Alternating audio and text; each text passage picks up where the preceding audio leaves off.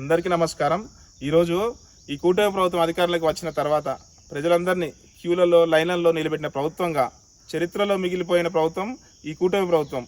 ఈరోజు రైతుల ఎరువుల దగ్గర నుంచి, అదేవిధంగా మహిళలు రేషన్ దగ్గర నుంచి, ఈరోజు చివరికి సామాన్యులు ప్రతి ఒక్కరూ, కార్లు ఉన్నవాళ్ళు, బైకులు ఉన్నవాళ్ళు, ఆటో వాళ్ళు, ప్రతి ఒక్కరు కూడా ఈరోజు రాష్ట్రంలో పెట్రోల్ డీజిల్ కోసం లైన్లలో క్యూలలో స్టాక్ దొరక్క ఈరోజు పెట్రోల్ బంక్లలో నో స్టాక్ పెట్టే పరిస్థితి తీసుకొచ్చింది ఈరోజు చంద్రబాబు నాయుడు కూటమి ప్రభుత్వమే.